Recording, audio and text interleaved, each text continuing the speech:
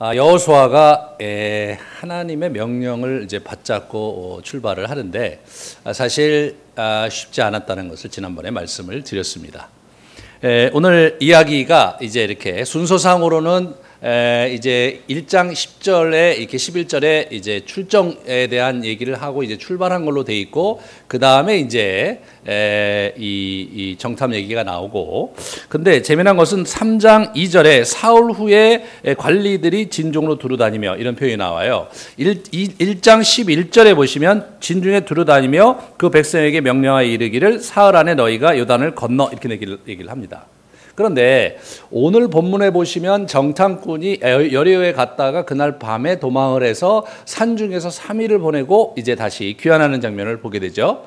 그러므로 이게 이제 사실은 시간을 가만히 이렇게 묵상하고 따져보면 어떻게 되냐면 1장 11절에 그 두루다니며 이렇게 사흘 안에 간다고 명령한 그 내용이 사실은 3장 2절에 이제 관원들이 또 이렇게 사람들한테 두루다니면서 우리가 이제 3일 안에 요단을 건너가게 될 거다, 이제 시딤에 진을 풀자, 이제 그런 얘기하고 동일한 시간적으로 그 가운데 이게 있는 거예요.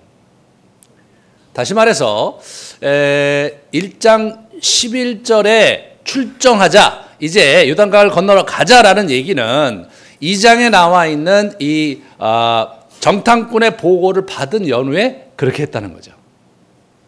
이것이 굉장히 이제 아주 재미난 장면입니다. 우리가 이제 지난 시간에 잠깐 말씀드렸듯이 여호와께서 그 강하고 담대하라 이렇게 얘기하면서 우리 여호수아를 계속해서 붙들고 계속해서 일으켜 세우려고 하는데, 여호수아가 웬간해서 이렇게 반응을 안 하시니까 짜증스럽게 내가 지금 너에게 명령하고 있지 않느냐, 이제 그런 얘기를 하시면서 강하고 담대하고 내가 어디를 가든지 함께 할 것이다, 그런 약속을 받았는데, 재미난 것은 그래도 강하고 담대해지지 않았던 거예요, 이 사람이. 그래도 그런 약속을 받고도 쉽지 않았습니다.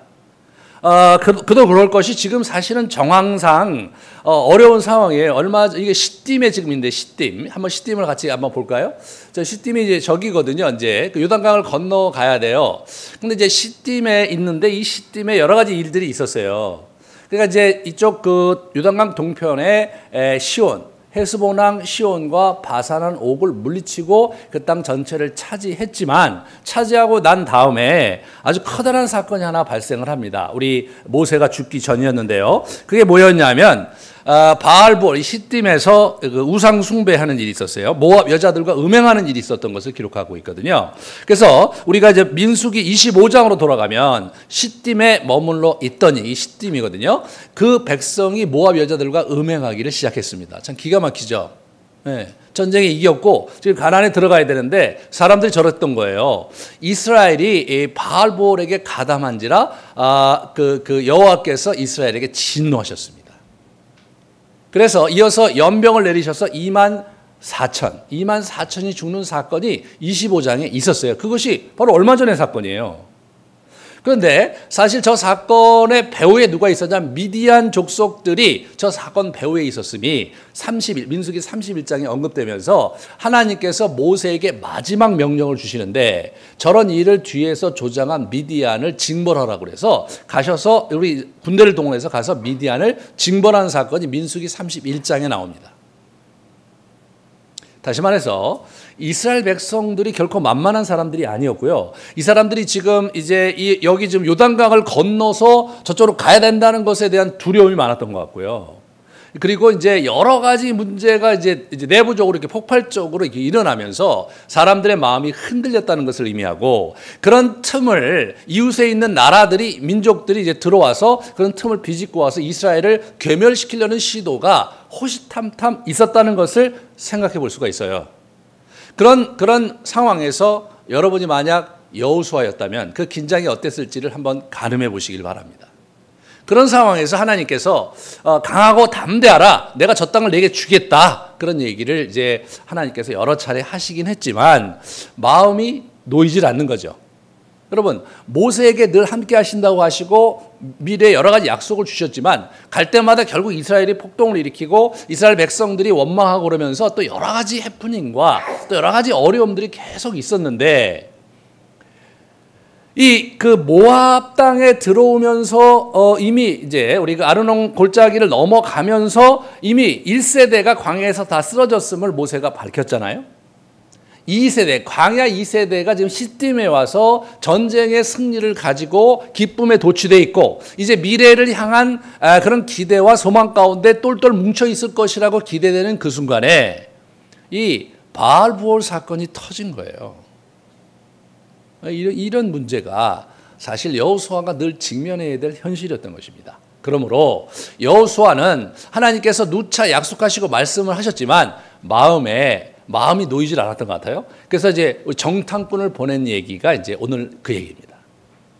자, 여호수아는 정탐꾼을 보내는데 어디를 지목하냐면 여리고를 지목합니다. 근데 하나님께서 그 어디에도 여리고를 가라는 말씀은 안 하셨는데 이분이 왜 여리고를 꼭 가야 된다고 했는가를 우리가 지리적 그 상황을 보면 좀 이해가 돼요. 우리 그 보시면 지금 여러분 보시기에 오른쪽 그쪽에 좀 그 시딤이거든요. 그쪽에 이스라엘이 이제 진을 치고 있는 거고 저 요단강이 가운데 있는 강이 요단강인데 요단강 건너에 보시면 저쪽에 이게 중부 산악 지역이 있어요. 산악 지역이 있는데 그 산악 지역에 가기 전에 평야가 널따랗게 널려 있는데 이것이 여리고 평야예요.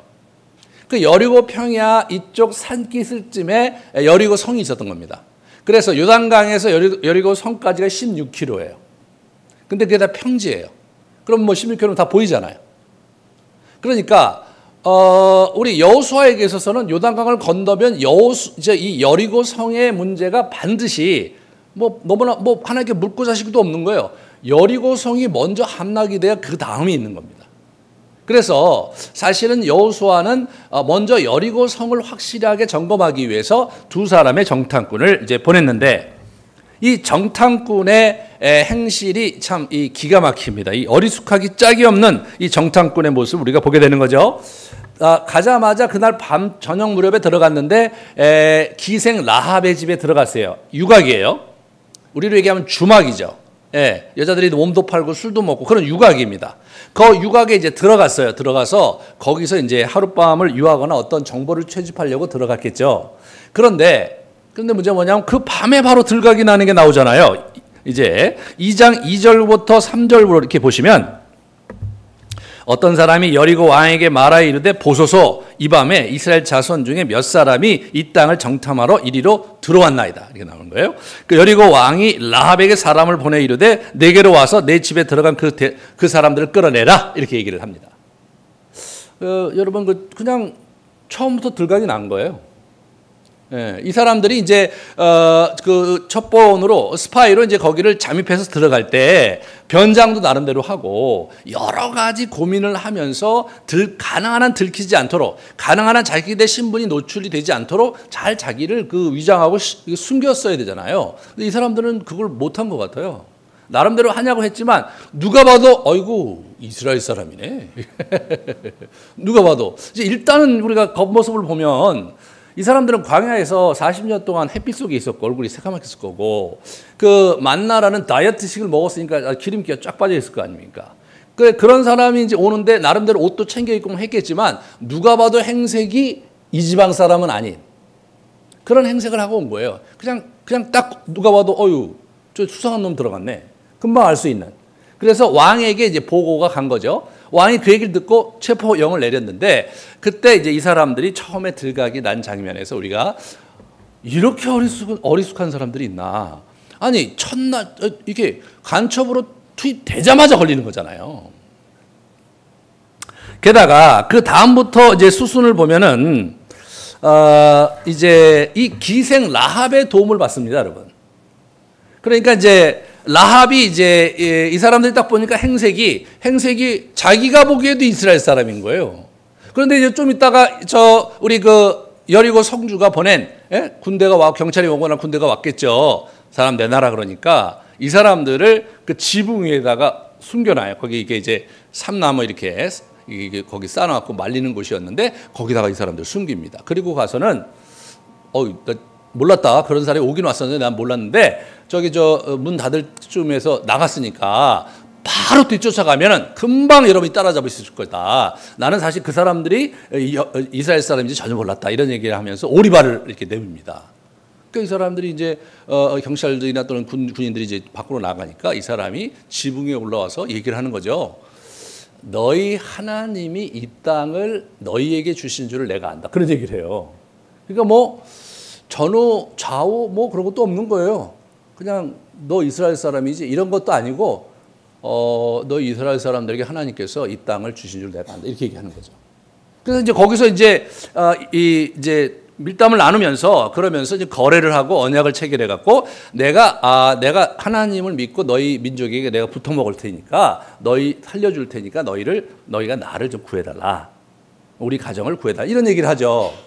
그리고 이 사람이 이제 탈출을 도와주는데 어떻게 얘기하냐면 이게 성 안으로 이렇게 밖으로 이렇게 줄을 해서 내려 보내고 자기도 내려갔어요. 내려가면서 지금 바로 이 요단강 나루로 가면 안 된다. 거기 사람들이 지키고 있으니까 일단 산으로 가라. 저기 보시면 산이 이쪽이잖아요. 그죠?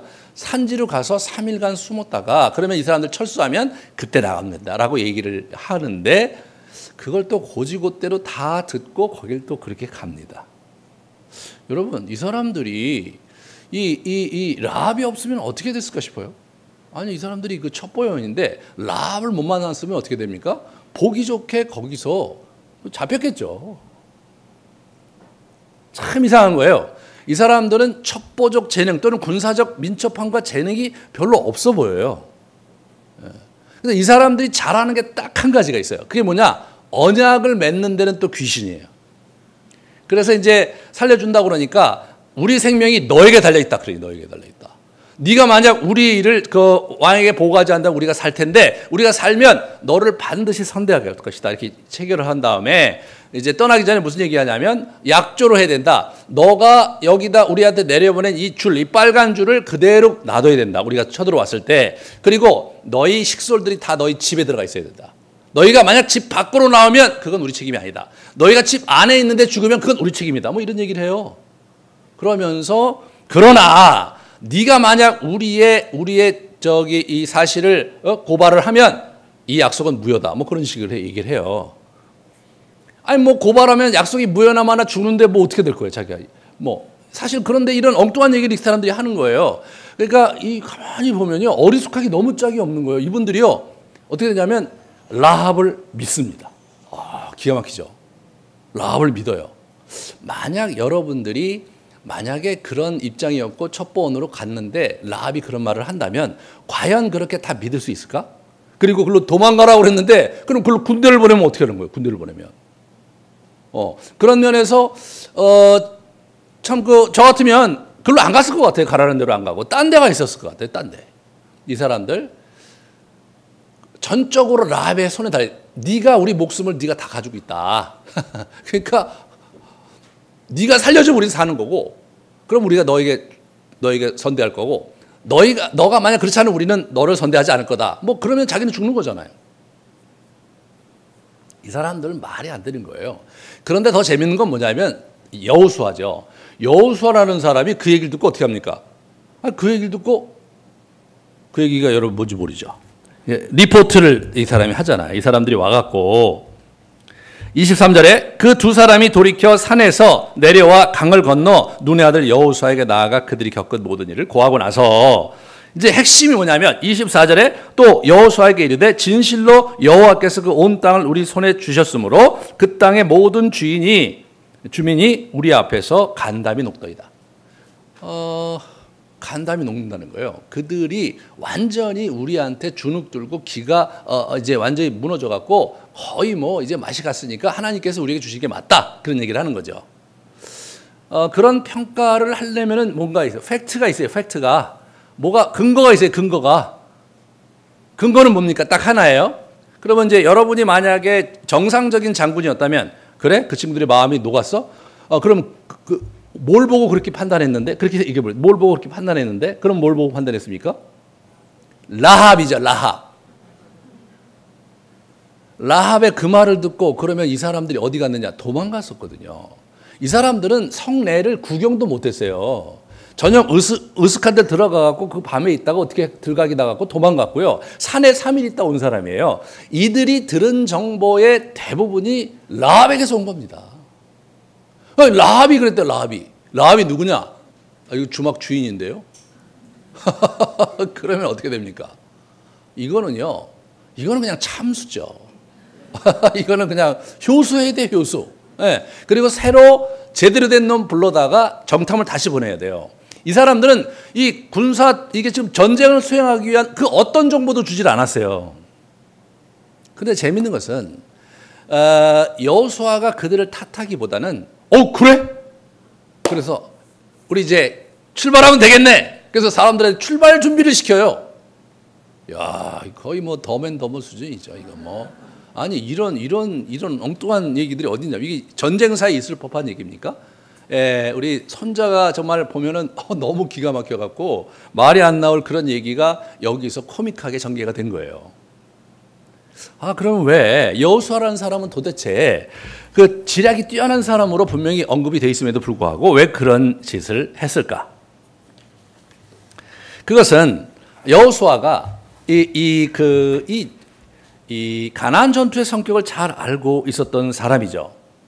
40년 전에 이 정탐에 대한 아픈 추억을 갖고 있는 사람 아닙니까? 이 사람이 정탐하면 그 누구보다도 잘 아는 사람이에요. 실제로 자기가 정탐을 다 했고, 그래서 정탐 보고를 민수기 13장에 가서 하는 걸 이렇게 보시면, 우리 갈렙이 모세 앞에서 백성들을 안돈시켜 이르되 우리가 곧 올라가서 그 땅을 취하자 능히 이기리라. 우리는 능히 올라가서 그 백성을 치지 못하리라. 그들은 우리보다 강하니라 라고 나머지 10사람은 또 얘기하고, 그 두 사람은 긍정적으로 얘기하고, 그 다음에 보시면요, 14장 보시면 눈의 아들 여호수아와 여분네의 아들이 막 갈렙이 옷을 확 찢어버리고 자들이 굉장히 분개하거나 또는 굉장히 중요한 메시지를 전할 때 옷을 확 찢는 거죠. 언제 한번 이렇게 확 한번 찢어보면 좋을 것 같긴 한데, 그런데 여호와께서 우리를 기뻐하시면 우리를 그 땅으로 인도하여 들이시고 그 땅을 우리에게 주시리라. 저런 얘기를 이 사람이 했던 사람이거든요. 그러니까 굉장히 객관적인 팩트는 어떠냐면, 그 사람들은 우리가 이길 수 없어요. 10사람이 제대로 얘기한 거거든요. 여호수아와 갈렙은 그러나 하나님께서 우리와 함께 하시기 때문에 능히 이길 수 있다. 이제 그런 얘기를 이제 하고 있는 거죠.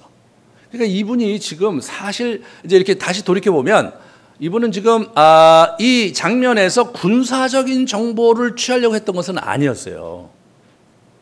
그죠? 이제 보시면 이미 그 가나안 전투가 자기보다 강한 민족과의 전투라는 걸 잘 알고 있었습니다. 하나님 말씀하셨거든요. 신명기 7장 1절에 보시면 너보다 많고 힘이 있는 7족속을 쫓아내실 때 나와요. 그 다음에 그 이후에 우리 신명기 4장 38절 이렇게 보시면 너보다 강대한 열국을 내 앞에서 쫓아내고 요단을 건너 너보다 강대한 나라를 들어가서 그것을 얻으리니, 이런 얘기가 나오는 거예요. 너보다 강대하다, 너보다 많고 강대하다 계속 얘기하세요. 너보다 많고 강대하지만 너희가 들어가서 취할 것이다, 이렇게 나왔어요. 그러니까 일단은 뭐냐면 이 전투가 정상적으로 치러지지 않을 거라는 걸 잘 알고 있는 거죠. 전력이라든가 여러 가지 상황을 볼 때 이길 수가 없는 전쟁이, 물리적으로, 군사적으로는. 그런데 하나님께서 도우시고 하나님께서 역사하실 때 그렇게 됐는데, 이스라엘 백성이 이미 우리 누굽니까? 헤스본왕 시온과 바산왕 옥이 이제 그렇게 패퇴되는 걸 보았고, 미디안 족속도 그렇게 되는 걸 이미 이들이 경험을 했어요. 그들과 싸울 때. 그러니까 이 여호수아는 그걸 잘 알고 있었던 상황인데, 그렇다면 이 사람이 왜 보냈을까를 이렇게 질문해 보면 굉장히 다른 관점을 가질 수가 있는 거죠. 이 사람은 군사적인 정보를 얻기 위해서 사람을 보내지 않은 게 맞고요. 그렇기 때문에 이 사람은 영적이고도 정서적인 그러한 상황 파악을 위해서, 다시 말해서 자기 내적 확신을 얻기 위해서 이 사람들을 보낸 거라고 생각이 돼요. 이 사람들은 사실은 군사적 재능이 없는 사람들입니다. 이 사람들은 신앙은 아주 좋고 기도 많이 하고 그런 사람이에요. 네? 그러니까 첩보하기에는 굉장히 어려운 그런 사람이죠.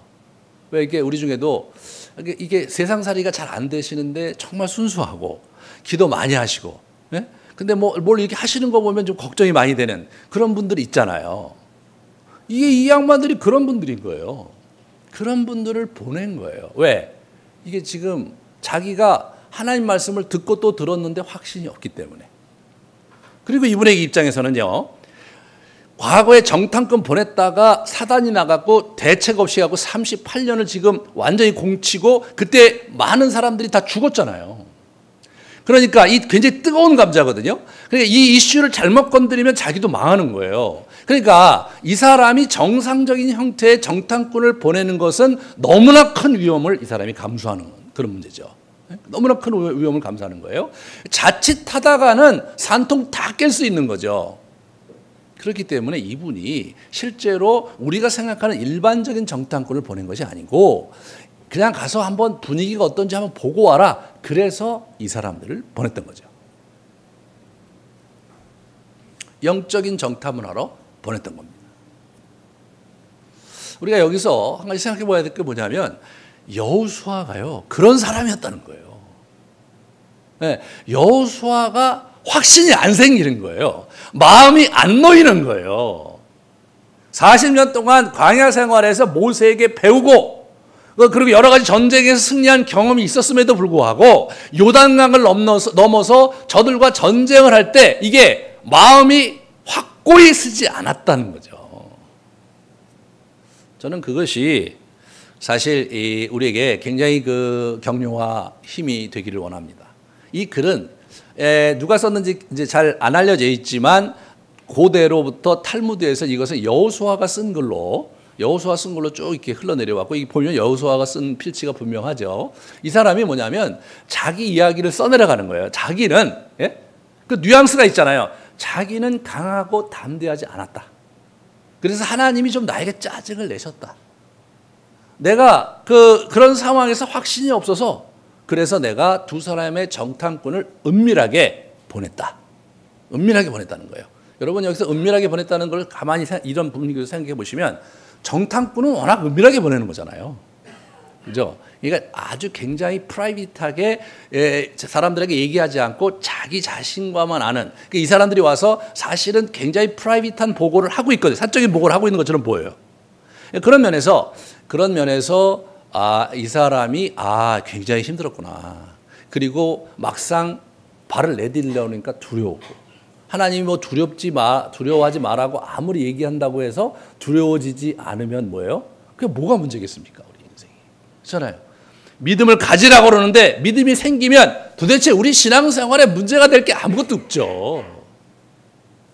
그러니까 이게 우리가 이제 신앙 여정에서 우리의 전투와 또 우리의 여정을 가는 데 있어서 처음부터 타고난 그런 믿음과 타고난 재능을 가지고 영적인 재능을 가지고 가는 사람은 없는 거고 조심스럽게 한 발짝 가면서 또 믿음을 갖고 경주하면서 그런 전투 속에서 그런 경험 속에서 믿음이 생기고 확신이 자라가는 거지 처음부터 그럴 수 있는 사람은 없다. 만약 처음부터 그럴 수 있는 사람이 있다면 제가 볼 때는 여호수아가 그런 사람이었어야 돼요. 여호수아만큼 완벽하게 하나님께서 제대로 말씀하시고 제대로 준비된 사람은 없거든요. 심지어는 모세도 제대로 이게 잘 안 돼 있었거든요. 그런 면에서 여호수아가 그 상황에서 참 두려워 떨고 하나님께서 그렇게 얘기하셨음에도 불구하고 정탐꾼을 보내야 됐다는 것 그것은 뭐냐면 그냥 인간이 워낙 그렇다는 거예요. 인간이 그렇다는 거예요. 여러분과 제가 정말 여러 가지 면에서 좀 잘 안 되고 또 이게 자신이 좀 없고 좀 믿음이 잘 안 생기고 확신은 더더욱 없어지고 만약 그런 마음을 우리가 갖고 있다면 거기서부터 출발하면 되는 거예요. 처음부터 이게 전쟁도 많이 안 해봤고 처음부터 믿음으로 살아보지 않은 사람이 책상에 앉아갖고 성경을 많이 묵상하고 또 묵상하면 믿음이 생기느냐? 물론 혹가다 그런 분이 있을 수 있어요. 그런 분이 있을 수 있어요. 더러는 심리적으로 좀 이상한 분들이죠. 이렇게 그냥 뜬금없이 믿음을 갖고 이제 그러시는 분들이 있는데 제가 볼 때는 이렇게 보면은 잘 믿는 분들이 있어요. 워낙. 하나님만 잘 믿는 게 아니라 이 사람 말도 잘 믿고 이게 잘 믿는 분들이 있어요. 그런 분들은 이제 사실 이렇게 보면 어떻게 보면 믿음이 견고한 것 같지만 하나님을 정말 알기 때문에 신뢰하는 건 또 다른 역동이거든요. 그렇잖아요? 기질적으로 잘 믿는 거하고 다른 거거든요. 우리 누구예요? 이 여호수아는 기질적으로 하나님을 잘 믿는 사람이 결코 아니었어요. 이게 지금 이게 하나님께 한번 징계를 맞으면 호되게 야단 맞을 수 있고 호되게 문제가 제기될 수 있는 자기 확신을 위해서 은밀하게 두 명의 정탐꾼을 보낸 이 사실 자체가 하나님의 자칫 진노를 살 수 있는 일이었음에도 불구하고 그는 그렇게 하지 않으면 안 됐던 거죠. 그렇게 하지만 안 됐던 거예요. 그래서 정말 전략적 정보 수집에 관심이 있다기보다는 그냥 저 여리고 성의 분위기가 어떤지 알고 싶었는데, 우와, 그 사람들 완전히 맛이 가갖고 정신을 잃고 마음이 막 벌렁벌렁 되고 지금 큰일 난 그 분위기가 어수선하더라. 이제 그때 우리 여호수아가 그 말을 들으니까 마음이 좀 안도이 되는 거예요. 그럼 뭐 하나님께서 다 준비하시는 거 맞네. 자, 이제 출발하자. 이렇게 된 거예요.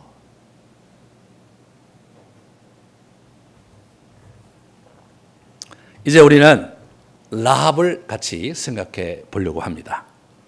이 라합은 참 재미나게도 이스라엘 사람이 아니었는데 하나님을 아는 자로 오늘 이제 등장이 됩니다.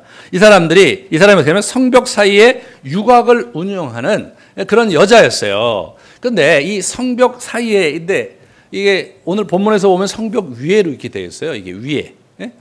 그러니까 이게 전치사를 영어로 on the wall 이렇게 돼 있거든요. 영어로. 근데 원어는 on이 아니고 그 히브리어로 be라고 해서 안에 그런지 안에. 그러니까 이게 지금 이게 번역이 참 애매해갖고 번역을 참 어렵게 했어요. 다들 직역을 하면 제가 직역을 해봤는데 이런 거예요. 벽 안에, 즉 벽과 벽 사이 안에 그녀가 거하는 집이 있었다 이거예요. 다시 얘기할게요. 이 벽이란 말이 3번 나와요. 근데 어떻게 되냐면 벽 안에, 즉 벽과 벽 사이 안에 그녀가 거하는 집이 있었다. 이게요 무슨 말인지 잘 이해가 안 되는 거죠. 벽 안에, 벽과 벽 사이 안에 이게 잘 안 들어왔던 거예요. 그러니까 이제 어떻게 번역을 했냐면 그냥 벽 위에 있는 거다. 성벽 위에 있고 거기 뭔가 거기 집이 있었을 거고 거기서 이제 줄을 내렸으니까 뭐 이렇게 내렸겠지. 이제 그렇게 실제로 뭐 가상도라든가 상상도로 보면 그게 많이 나와요. 근데 20세기에 이게 거기를 개발을 했는데 여기 발굴을 했는데 여러 차례 발굴을 했는데 최근에 이제 이게 바로 여호수아 시대의 그런 성터다라는 것이 발견이 됐어요. 그러고 나서 그거를 이제 재구성해 보니까 무너진 성터를 여러분 보시면 되겠습니다. 저렇게 된 거예요. 저렇게. 저게 내성이 있고요. 내성이 있고 그 다음에 바깥에 또 이렇게 쭉 이제 이렇게 성곽이 2개가 있었던 거예요. 저걸 보고 우리 누가 이 여호수아가 벽 안에 벽과 벽 사이 안에 이제 들어오시죠. 그렇게 된 거예요. 원어는 그렇게 된 거예요. 그 다음 걸 보여줘. 그 다음 그래서 이제 저게 이제 가상도인데 저걸 벽에 이렇게 쭉 안에 있는데 그러니까 이제 벽과 벽 사이에 있는 거예요. 거기 보면 이제 여러 가지 창고도 있고 이제 살던 집도 이제 터드가 발견이 되고 이제 그랬대요. 근데 저기 사는 거예요. 이 사람이 저기.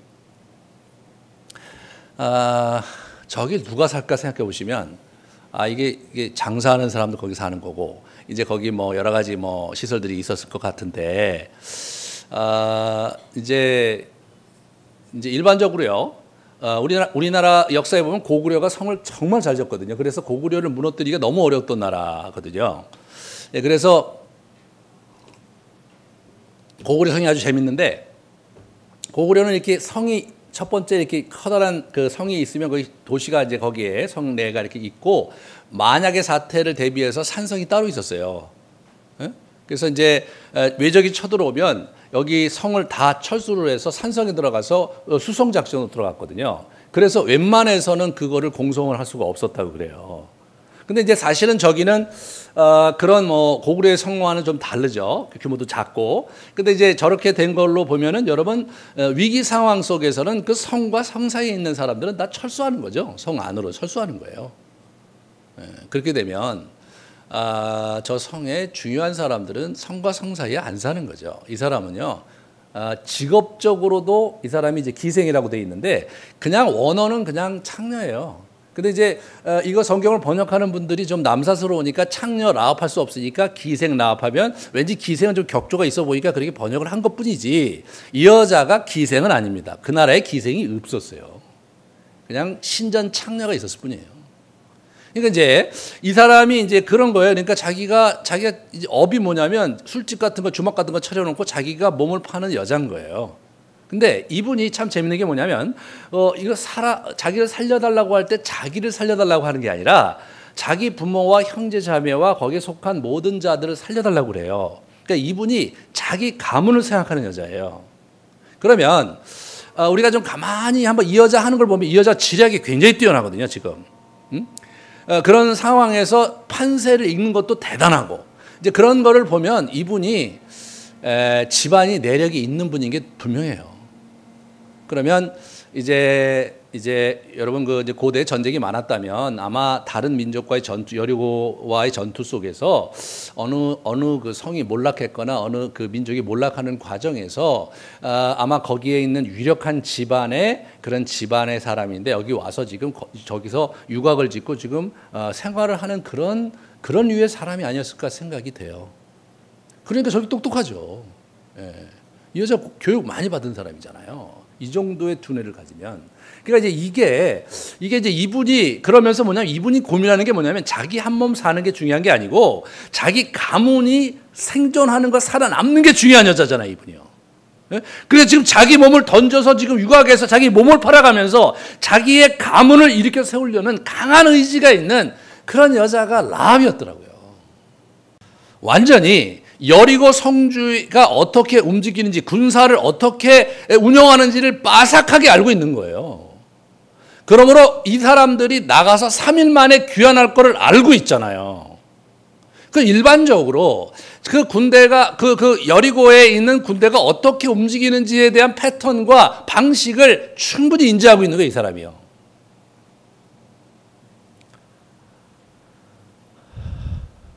이분이 4절과 5절과 9절에 아주 재미난 표현을 하면서 이분의 그 분위기를 볼 수가 있는데 4절을 보시면 그 여인이 두 사람을 이미 숨긴지라 이르되 과연 그 사람들이 내게 왔었으나 그들이 어디서 왔는지 나는 알지 못하였고, 또 5절에 보시면 그 사람들이 어두워 성문을 닫을 때쯤 되어서 나갔으니 어디로 갔는지 내게 알지 못하나. 나는 알지 못한다. 나는 모른다. 계속 모른다. 그렇게 싹 오리발을 내며 잡아떼는데 이 라합이 안다고 한 때가 나요. 안다고. 뭘 안다고 할 때가 9절이에요. 말하되 여호와께서 이 땅을 너희에게 주신 줄을 내가 아노라. 내가 아노라.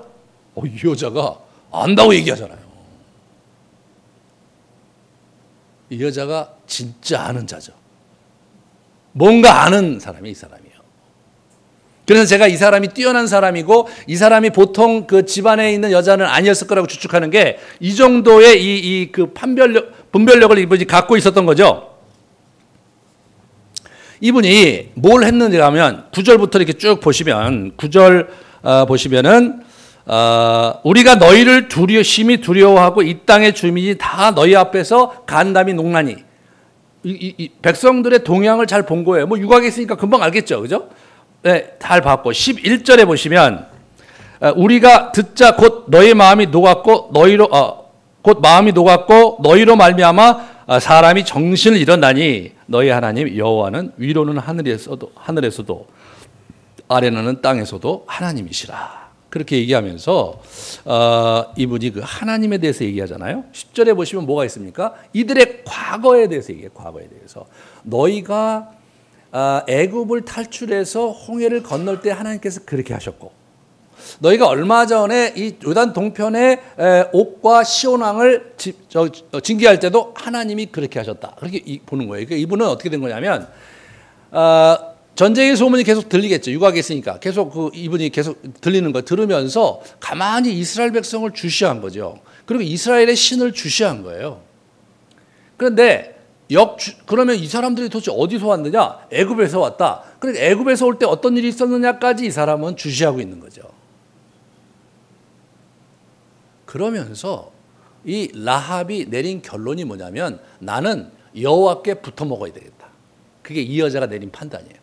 내가 저 민족의 하나님 여호와께 붙어 먹어야 나와 내 집안이 살 것이다. 그런 판단을 이 사람이 한 거예요.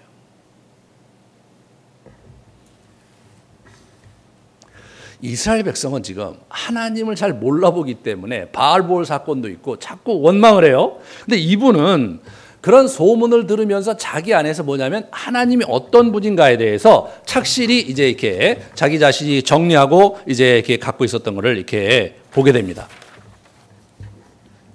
이분이 하시는 말이 9절서부터 12절에 나오는데 이 라합이라는 저는 이 분이라고 호칭하고 싶어요. 이 놀라운 분이에요, 이분이요.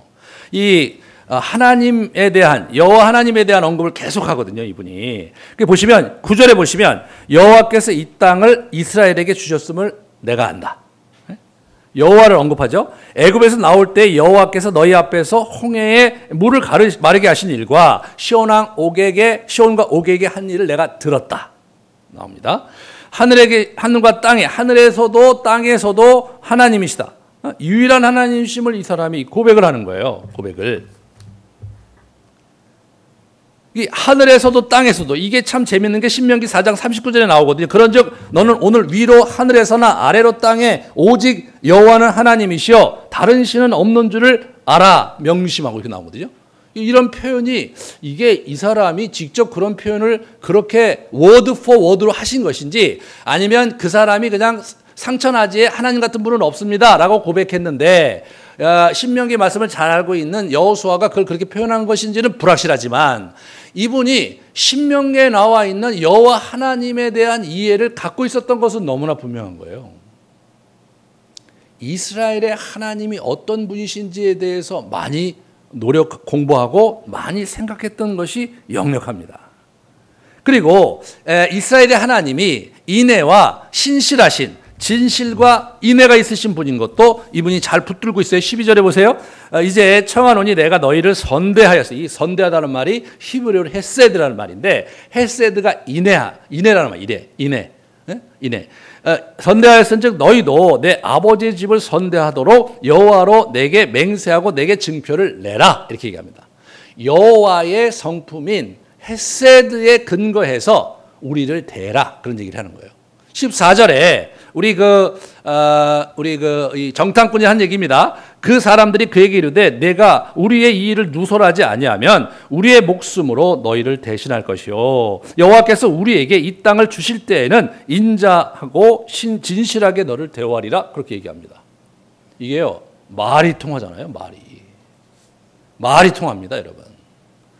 우리가 이제 신앙인이 이렇게 얘기하면서 같은 신앙인을 만나면 말이 통하는데 신앙이 아니라 이렇게 안 믿는 분들하고 만나면 이게 말이 잘 안 통하잖아요. 근데 이분은 말이 통하는 거예요, 말이. 우리가 이제 복음을 전하다 보면요. 의외로 그리스도인보다 더 하나님에 대해서 열려있는 분들이 있어요. 교회에 다니시는 분들, 이런 분들보다도 밖에서 이렇게 만나는 분들 중에서 하나님을 경외하는 또 하나님에 대한 순전한 마음을 갖고 있는 분들이 더러 이렇게 이제 만나게 될 때 굉장히 놀랍죠. 기다렸다는 듯이 예수를 믿어요. 이게 이제 누구냐면 이게 이 라합인 거예요. 라합은 이 사람이 뭐냐면 계속해서 이스라엘을 통해서 들리는 소문을 가만히 들으면서 그 이스라엘의 하나님을 묵상하고 생각하고 또 생각해서 그렇게 해서 자기의 삶의 방향과 지표를 결정한 여인이 바로 이 라합인 겁니다. 그 라합 얘기를 아주 정교하게 기록하고 있는 사람이 여호수아인 거예요. 여호수아가 왜 라합 얘기를 이렇게 정교하게 기록했겠습니까, 여러분? 그걸 묵상을 해보십시오. 지금 여호수아는 이스라엘 백성의 불신에 굉장히 마음이 힘들어요. 자기가 이침식 할 때, 그리고 우리 모세가 퇴임식 할 때도 하나님과 이렇게 얘기하면서 뒷담화 있다는 말씀 드렸잖아요. 얘들은 결국은 나를 배반할 거다. 그냥 계속해서 광야 내내 나를 배반했는데 오죽하겠냐. 우리 모세도 마지막 퇴임 연설이 너희들 결국 하나님을 떠날 거 아니냐. 이 노래나 배워라 이 녀석들. 그리고 이분이 가신 거거든요. 그 후계자로서 여호수아가 있는 거예요. 이 사람이 이게 이스라엘 백성을 믿을 수가 없고 신뢰할 수가 없는 거죠. 그런데 신통방통하게도 아니 어떻게 기생이라는 사람, 라합이라는 여인이 갖고 있는 얘기를 이제 정탐꾼을 통해서 듣는데 기가 막힌 거죠. 야, 진짜 이 사람이야말로 정말 이스라엘의 귀감이 돼야 되겠다 해서 여기다 집어넣으신 거죠. 예수님께서 이 땅에서 사역하실 때 우리 로마의 백부장 아주 우리 유대교적이고 회당도 잘 이렇게 섬기고 그러는 그런 로마의 백부장이 자기 종이 아파서 누워 있는데 사람을 보내서 고쳐달라고 합니다. 그러니까 예수님이 일어나서 그래 그럼 내가 가서 고쳐주지 가는데 그 사람이 다시 사람을 보내서 나는 예수님이 우리 집에 오는 걸 감당하지 못하겠습니다. 나도 사람을 부리는 사람인데 이더러 가라 하면 가고 오라고 그러면 옵니다. 그냥 거기서 명령만 해 주십시오. 그런 얘기를 백부장이 합니다. 그러니까 우리 예수님이 참 아연실색해서 이스라엘에 이런 믿음을 내가 본 적이 없다. 그냥 고쳐주셨어요. 그래서 이런 부분에서 여호수아가 지금 하고 싶은 얘기가 아주 굉장히 재밌는 거예요. 아주 재밌는 거예요. 그러면서 우리는 이제 우리 라합에 대해서 생각을 해봐야 되는 거죠. 하나님을 아는 지식과 믿음이 이제 라합의 가문의 구원을 가져다 준 겁니다. 그래서 먼저 이제 6장 25절에 보면 라합과 그 가족이 구출이 되죠. 여호수아가 기생 라합과 그 아비 가족과 그에게 속한 모든 것을 살렸으므로 그가 오늘날까지 이스라엘 중에 거했다.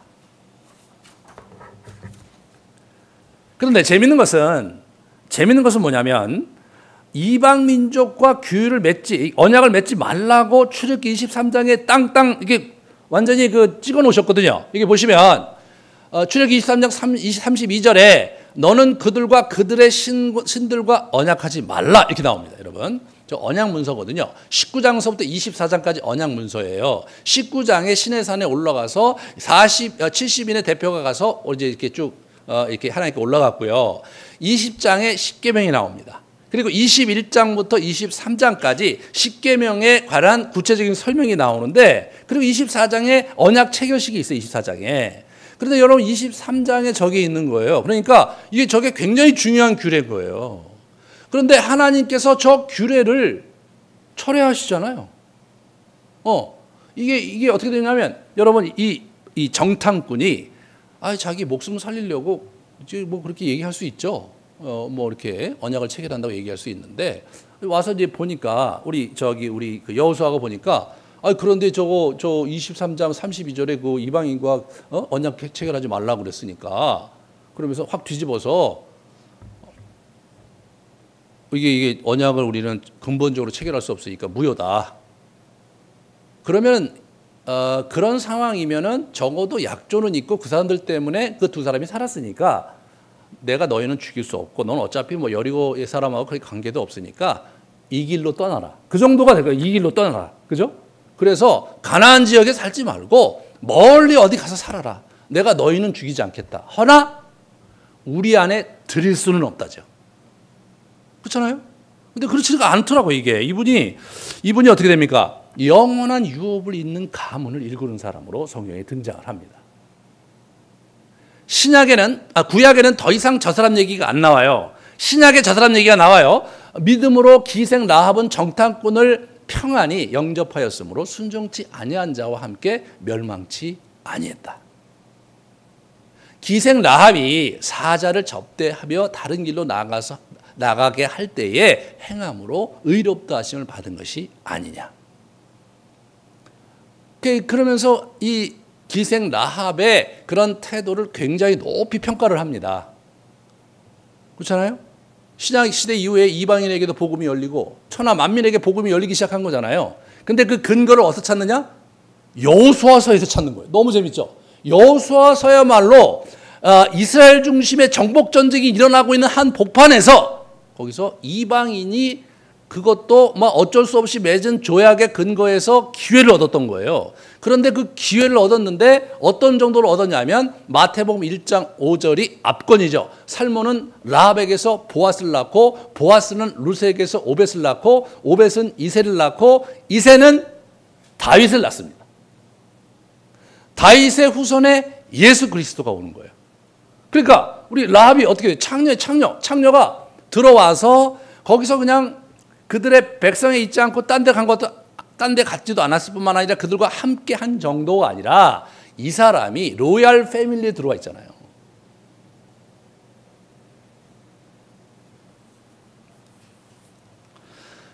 이것이 하나님 나라라는 거죠. 예, 이 라합의 이 기막힌 상황 속에서 하나님을 선택한 거죠.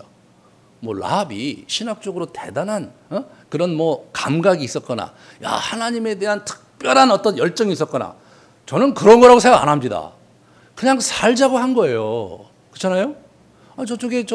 저기 이쪽 그 요단 동편에서 전쟁을 했는데 걔들이 졌는데, 졌고 나서 다 죽이거든요. 그리고 진격해 들어오면 우리도 분명히 질 것 같은데 우리 가문이 여기서 죽을 수는 없다 이거죠. 그러니까 어떻게 돼요?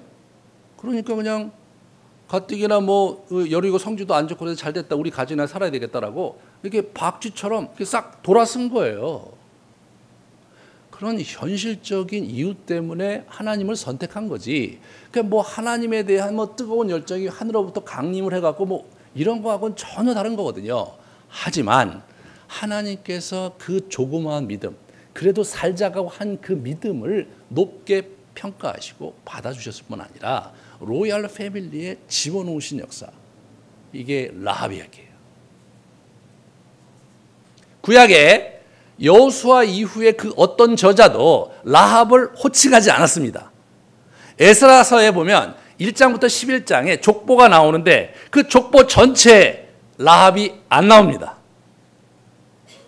그러니까 적어도 신학적인 관점에서, 신앙적인 관점에서 구약에서는 라합의 의미를 그 사람들이 주목하지 않았어요. 하지만 그들이 이제 족보가 두 개 있었던 거거든요. 성경에 나오는 그 하나님 나라의 축복이 이어가는 그러한 형태의 족보가 하나 이제 신앙적 족보가 하나 있었고, 가계도를 갖고 있는 족보, 여러분과 제가 갖고 있는 족보, 그 족보가 따로 있었던 거예요. 그 족보에 보면 저 사람이 있는 거죠. 그거를 마태가 발굴해내서 거기다가 써놓은 거죠. 거기다가 마태가 뭐 하는 사람입니까? 이 사람도 그런 사람이잖아요. 이 사람은 세리잖아요. 예? 그래서 하나님 나라의 그 당시 바리새인들과 서기관들의 신학에 의하면 절대로 하나님 나라에 들어갈 수 없는 놈이에요. 그러니까 저기서 보시면 여러분 롯도 뭐 그렇고 그런 이방인 여자죠. 밧세바 또 나오죠. 뭐 그냥 그렇고 그런 사람들 거기서 발굴해내서 거기다 써놓는 우리 마태의 그 애절한 심정을 우리가 읽을 수 있어야 되는 거죠. 그런 거예요. 하나님의 나라는 이런 거다 이거예요.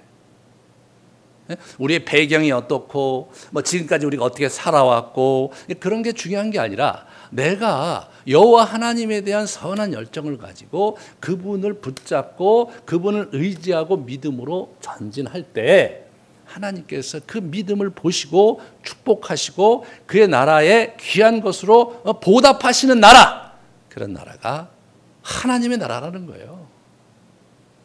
하나님의 나라라는 거예요.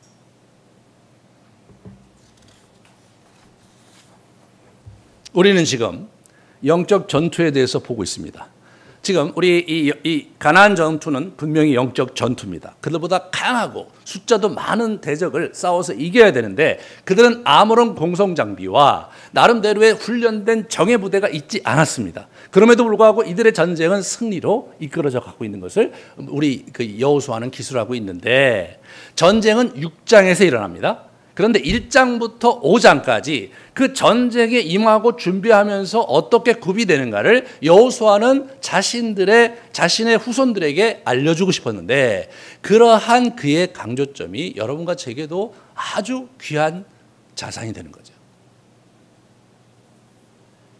우리는 이 여호수아와 갈렙처럼 믿음으로 일어서야 되는 겁니다. 그들처럼 우리도 첫 번째 팩트에 근거한 신앙을 붙잡을 수 있어야 되는 거예요.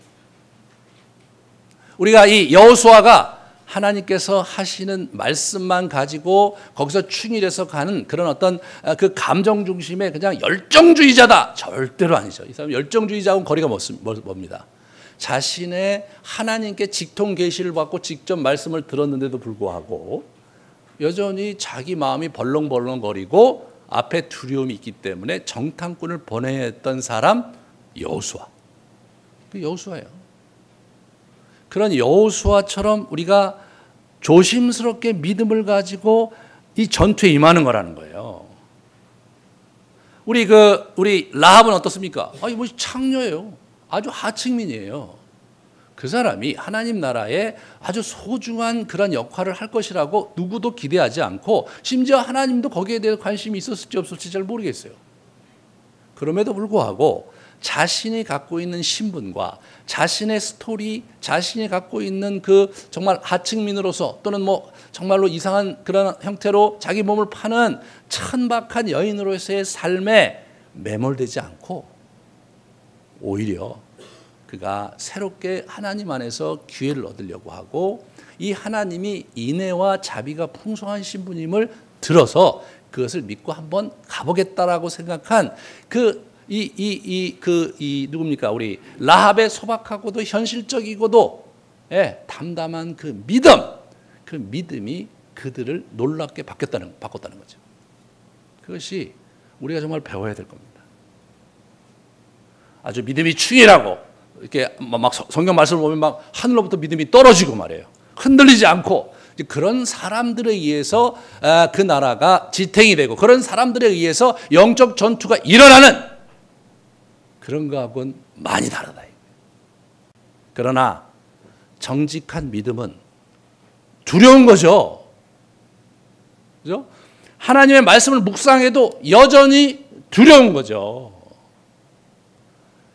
조심스럽게 과연 하나님이 내 인생에도 함께 하실까라는 그러한 조심스러움을 갖고 한 발짝 한 발짝 나아가는 것이 그것이 성경에서 얘기하는 믿음의 진정한 그림이지, 이미 완전히 구비된 채 흔들리지 않는 믿음이 소유한 채 전쟁에 나가는 것이 그것이 우리의 그림은 아니다. 우리가 정말 기도도 많이 하고 성경도 많이 보고 그리고 막 잘 준비돼 갖고 말이에요. 그렇게 가는 사람만이 가는 길이 아니라 전혀 출신도 황당하고 신분 천하고 막 그래가고 막 사는 일에 전전긍긍하며 살고 있었던 락 같은 사람도 하나님에 대한 조그마한 신뢰를 가지고 그냥 살자고 이렇게 해야 사는 것 같아서 그렇게 붙든 그 소박한 믿음이 하나님 나라를 움직이는 믿음이라는 거죠. 그래서 우리는 이 잘 알지 못하는 라합이 하나님에 대해서 이렇게 엎드리고 하나님의 자기가 생각한 것을 고백하는 그런 고백을 가지고 저와 여러분이 주님 앞에 나가야 되겠습니다. 저와 여러분이 이 하나님 나라의 이 전투에 임해야 되겠습니다. 그래서 우리가 오늘은 지난 시간과 같이 또 우리가 선포문을 같이 선포하면서 가는 거예요. 이게 악한 영이 우리의 마음을 몰라요. 속으로 하면 못 들어요, 그 녀석이. 그러니까 우리가 여기 있는 내용 자체가 사실은 뭐 여러분의 마음에 이렇게 와닿는 것도 있고 와닿지 않는 것도 있을지 모르지만, 그러나 우리가 선포하면서 소박한 우리의 마음을 주님께 드리고 오늘 이 말씀의 그 능력을 덧입는 그런 시간을 갖도록 하겠습니다. 우리 같이 여러분에게 써놨고요. 저 앞에도 이렇게 제가 있으니까 저게 보이시는 분은 저걸로 하시고 안 보이시는 분은 이걸로 같이 낭독하면서 다 낭독한 다음에 우리 같이 하나님께 기도하는 그런 시간을 갖도록 하겠습니다. 하나님께 드리는 우리의 믿음의 고백입니다. 시작. 나의 아버지 하나님은 나로부터 멀리 계시고 나에게 무심하다는 거짓을 나는 거부하다. 나의 하나님 아버지는 계신다는 진리를 나는 기쁨으로 받아들인다. 나의 하나님 아버지는 나에게 무감각하시고 나를 돌보지 않는다는 거짓을 나는 거부한다. 나의 아버지 하나님은 나를 공감하시고 나를 정성스럽게 대하신다는 진리를 나는 기쁨으로 받아들인다. 나의 아버지 하나님은 나에게 이러셔서 나에게 많은 일을 요구하시는 분이라는 거짓을 나는 거부한다. 나의 아버지 하나님은 나를 기꺼이 받으시며 나로 말미암아 즐거이 부르며 기뻐하신다는 진리를 나는 기쁨으로 받아들인다. 나의 아버지 하나님은 나에게 소리하시고 나에게 냉담하시다는 거짓을 나는 거부한다.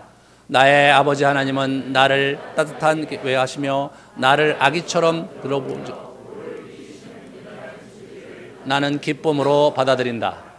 나의 아버지 하나님은 내 옆에 있어 줄 수 없고 나 같은 사람에게 신경 쓰기에는 너무 바쁘신 분이라는 거짓을 나는 거부한다. 나의 아버지 하나님은 언제나 나와 함께 하시며 결코 나를 떠나지도 버리지도 않으신다는 진리를 나는 기쁨으로 받아들인다. 나의 아버지 하나님은 내게 절대로 만족하시지 않는 분이라는 것을 나는 거부한다. 나의 아버지 하나님은 나에게 화내시지 마시고 참고 기다리시며 자신의 변함없는 사랑의 소망을 분들에게 즐거워하신다는 진리를 나는 기쁨으로 받아들인다. 나의 아버지 하나님은 나에게 인색하고 때로 나를 학대하시는 분이라는 거짓을 나는 거부한다. 나의 아버지 하나님은 깊은 사랑으로 나를 그의 품에 안아 보호하시고 상한 갈대를 꺾지 않으시며 꺼져가는 등불을 끄지 않으시는 분이라는 진리를 나는 기쁨으로 받아들인다. 나의 아버지 하나님은 내 삶의 모든 재미와 즐거움을 빼앗아가는 분이라는 거짓을 나는 거부한다. 나의 아버지 하나님은 내게 진정으로 신뢰할 만하시고 나에게 넘치는 생명을 주시기를 원하신다. 그리고 나를 향한 하나님의 뜻은 항상 선하고 완전하며 내가 온전히 받을 만한 것이라는 진리를 나는 기쁨으로 받아들인다. 나의 아버지 하나님은 나를 통제하거나 조작하려 한다는 거짓을 나는 거부한다. 나의 하나님 아버지는 은혜를 충만하셔서 나에게 실패할 수 있는 자유를 주시는 분이라는 진리를 나는 기쁨으로 받아들인다. 나의 아버지 하나님은 나를 정죄하고 용서치 않으신다는 거짓을 나는 거부한다. 나의 아버지 하나님은 나를 부드럽고 따뜻한 마음으로 용서하시며 나를 향해 가슴과 팔을 언제나 펴고 계시다는 진리를 나는 기쁨으로 받아들인다.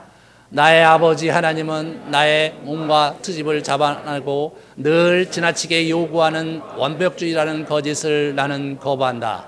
나의 아버지 하나님은 내가 그의 자녀로서 성장해가는 것을 자랑스럽게 여기시며 나의 성장을 위해 헌신하신다는 진리를 나는 기쁨으로 받아들인다. 나는 하나님의 가장 소중한 존재이다. 아멘. 이번 주간에 여러분의 마음이 흔들릴 때 한 번씩 아침에 일어나서 이렇게 낭독하시고 또 낮에도 낭독하시면서 여러분의 마음을 하나님께 드리는 그런 여정을 가시기를 축원합니다. 같이 우리 기도하시겠습니다. 우리의 이러한 아버님을 붙들고 우리가 살고 있기 때문에 우리가 능히 일어설 수 있다는 그러한 확신과 그리고 믿음을 가지고 출발하실 수 있도록 우리 같이 하나님께 고백하고 도와달라고 구하는 시간 갖겠습니다. 기도하시겠습니다. 이제는 우리 가운데 오셔서 참으로 진정한 생명과 승리의 길을 열어주신 예수 그리스도의 사랑과 우리의 인생에 놀라운 축복을 주시고자 우리를 연단하시며 자신의 길로 아낌없이 인도하시고 격려하시는 하나님의 온정과 우리의 마음에 힘 주시고 위로를 주시며 우리 가운데 늘 능력 가운데 거하시는 성령의 역사하심이 이 자리에 라합처럼 그리고 여호수아처럼 일어서기 원하는 우리 귀한 아름드리 교회 성도들 머리 위에 이제로부터 영원토록 함께 있을지어다.